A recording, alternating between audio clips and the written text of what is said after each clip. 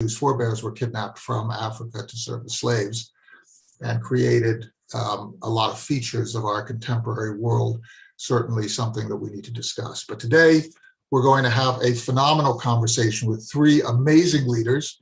So let's get the show on the road. We've just joined Twitter, YouTube, and Facebook Live.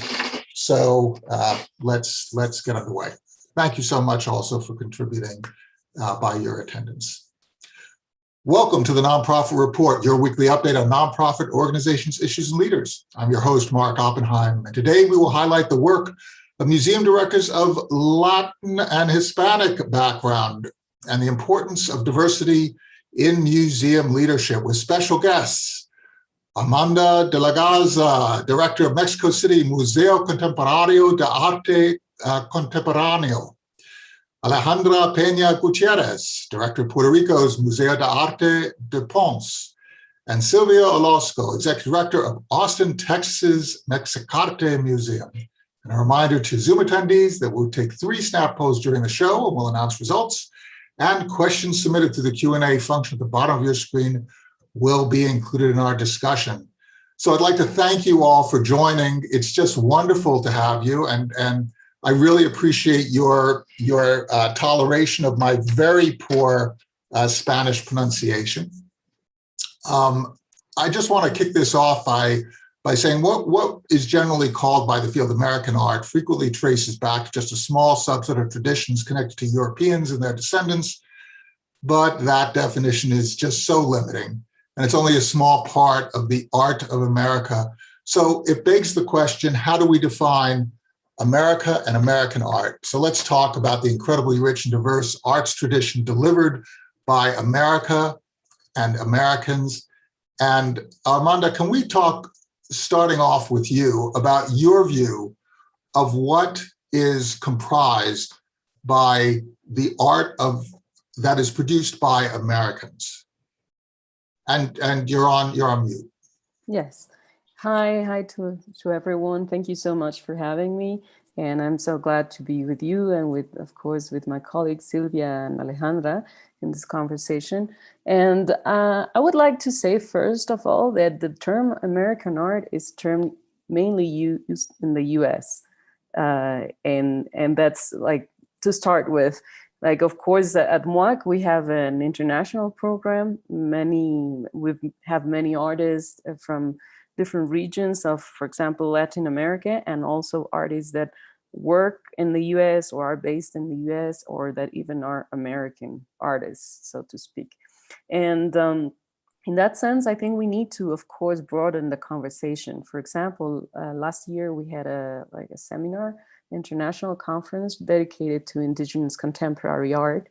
And we use the term as the Americas. Yeah, like stating that it's like a very broad space of territory, land, and that it's a very complex conversation in the different regions that do have a territorial sort of link, so to speak, and also different conversations that we are having, and that we need more and more to become open to hear this conversation. For example, in the case of indigenous art in the Americas, it's like totally different how, for example, indigenous communities are named.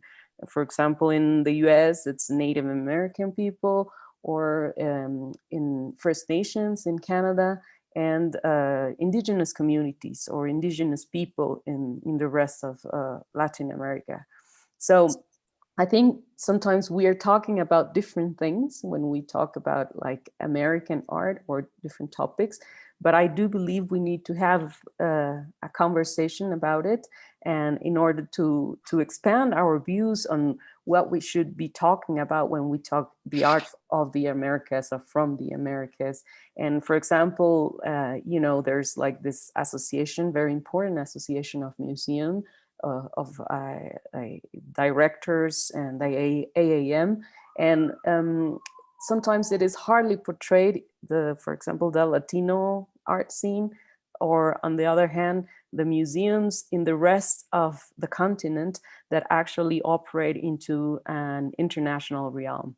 So I think we need to push forward this conversation, just not to stay between, the people we work with or the museums or institutions that work with the region, but rather that we can have a conversation with many other museums in the sense that to understand what are like the for example, the lack of representation of certain communities in different institutions across all the continent. So one of the things that you're saying is that America can be defined by geography, but geography based in culture, that can be different.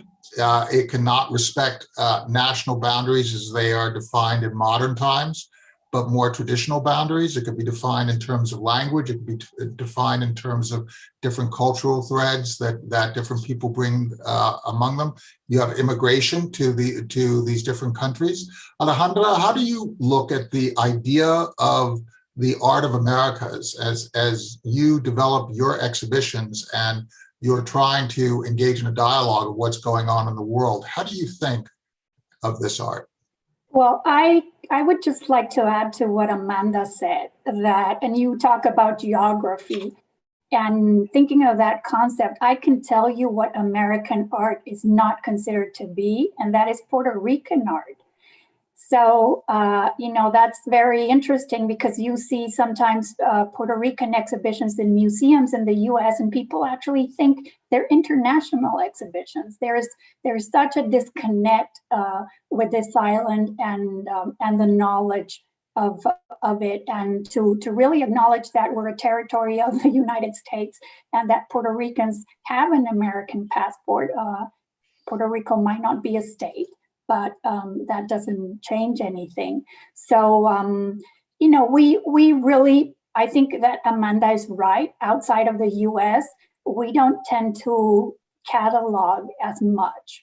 And I talk this way because, my background, I'm also Mexican. So, and most of my career before coming to Ponce, I worked in Mexico. So we don't think so much in labels, and what we try to do at the museum is keep a balance. The Ponce Art Museum has mainly a European art collection, so we have to follow that line, that thread also. But we like to include, of course, Latin American contemporary artists and, of course, Puerto Rican artists. So we just try to balance things out. I think it's really interesting because if you take a look at an artist who lives and works in Vermont and an artist who lives and works in Puerto Rico, right? Are they equally American? The answer is absolutely yes, right? Are they considered, as your point states, are they considered to be equally American art? Well, the field has in the past not given both equal consideration, but should. And by the way, I was just correctly criticized for my terrible pronunciation in Spanish of your names and the institutions. I want to apologize again. I'm doing my best, and I appreciate your indulgence. I wish I could speak Spanish. Sylvia, when we're talking about the intersection of cultures, nowhere in the United States is that more clear than in the founding of the state of Texas and the tensions that existed in the border that predate modern times. Could you talk about your museum and how you approach this whole issue of Americanness and the intersection of cultures, and how you present your art in a way that drives that dialogue forward? Well, I think my thinking, and because I'm one of the founders of the museum, and the museum has a lot to do with where my origins or where I come from. My parents are both from Mexico, and I studied my master's in Mexico City at San Carlos UNAM, and so I also started an institute of information and research when I was in Mexico City for 5 years. So, I don't, and, we try to I guess, control the way that we speak about our art, not using the term American, because I believe Americano, is the whole continent, of North America and South America, Central America. And that refers to all these different art forms. And I believe that, the concept of American art the development of that idea goes parallel to the development of ideologies here in the United States and manifest destiny. And that, the people who controlled the country at that time were not only thinking of expanding westward, but south, and to control everything. And so they just took upon themselves, they took the name America and made it theirs. And in that way, they believe that they own or control the whole, have still the concept of the whole continent. And they define their art in that way. And in the same thinking, the first museums were controlled by that same kind of thinking. And so that kind of thinking permeates today. I mean, even in the museums associations, the only people who can be in those directors meetings, if you pay a certain amount of money or you have a certain amount of budget. And, I've never been invited to a directors meeting of the American Association or American Alliance of Museums. So I think that that kind of thinking is still today. And that is why we, people, the Latinos and Black and Asians, we have to create our own museums. And we started from zero, from nothing, and have built up over the past 50 years our institutions to try to regain and to try to find our, establish our place within this country. It's interesting that you say that, when you build up edifices, when you build up systems, right? Systems generally tend to perpetuate themselves. I think one of the things that we all need to question is whether the systems that we have built up based in past attitudes are really functional in today's museum world. We very often, as we go around recruiting leaders, are told about the pedigree that leaders should have. The problem is that pedigree is generally a confirmation of the past, and can be used to exclude people who question past assumptions. How do you all feel about the way the museum world needs to evolve in order to engage new audiences, to stay relevant to younger generations? Amanda, with you in Mexico City, how do you see that having to evolve, or do you feel like you're on the correct track and can move forward as you have been? Do you feel like at this moment of time there needs to be a renewed discussion of the role of museums in our world culture?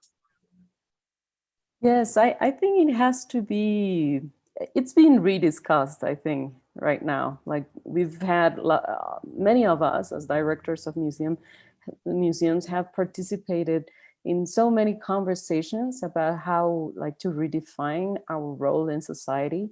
And we have the actual traditional classical functions of preserving art or researching, if we have a collection, of doing exhibitions, of presenting artists and everything. But I think we have all reached to a level of conversation in the sense that we are not innocent institutions. We need to actually be critical with ourselves in order to move forward, in order to have a more open conversation of how we can achieve certain goals in terms, for example, of representing other communities and having a critical point of view and on our history as institutions, as cultural institutions, and how in some way the museum, as like a general abstract idea, has contributed to certain, for example, colonial views or have in the past marginalized certain communities. But in that sense, I would say this is a product not just by good intentions of institutions, but rather also of like social movements. And we can see that in all the Black Lives Matter movement that has a very profound impact, certainly in the US. I mean, what I've read in the news and everything, how this has actually moved the conversation, not just in terms of representation, like what type of artists do museums collect or do museums like portray, but rather like even in the curatorial teams, in the teams and the inside of the organization. And in that sense, in Mexico and in Latin America, the conversation, for example, about race is totally different. It cannot be translated literally into what is happening in the US. In Mexico, it has to be a lot with how, for example, indigenous communities have been left out of the main narrative of art, and how even to understand what does, for example, contemporary indigenous art means, in the sense that the notion of even contemporary art might be something that it's not related to the artistic practices of indigenous communities. So we have a very, very different conversation in that sense, but of course we are being like pushed to go further into our boundaries. For example, MUAC is located in the south of the city, but how do we become a more inclusive museum? In that sense, for us, it has to do with access, that we are so far away from the peripheric areas that are the marginalized areas of the city.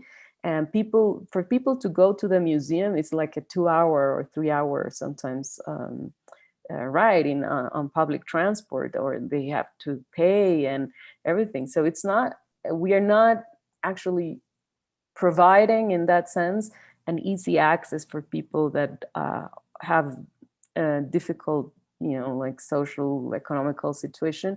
So we are developing now that's a program that it's how the museum actually goes there, goes to different communities, goes out from its comfort zone, which is the south of the city, and it's more enrooted community, which is the artistic community, the people that already goes to museums, and how do we do a larger, broader outreach, trying to go to other places, to develop programs and to develop relationship with other communities, saying that our role is also not to show art in that sense, but to allow artistic experience for other publics, aesthetic experience to publics that normally don't have access to it, because we believe that it is a way of having this notion of like transforming the mind and the mind of people, having access to this aspect of life, which I believe is central to existence. You're raising a very important point, right? Museums can frequently confirm the powerful in their power, right? Through access, through what is presented. Alejandra, when you look at shaping the museum, and it is true, right? It's the people who have money who fund the museum, right? It's the people who have money who give. And that's where power aligns, and power aligns to wealth, who give the artworks, who build the buildings, right? Who, if they're in government, who are funding the government funding streams. Should museums be questioning this, whatever structures there exist? As part of the role of a museum is to provide voice to those who do not have power. I think they certainly have to, and it starts with the boards too. In the case, I know Amanda's museum is a different sort of configuration of a museum from my museum, because it's linked to the university, and that's, you know, the institution that holds everything, and it has its own rules. But in my case, in a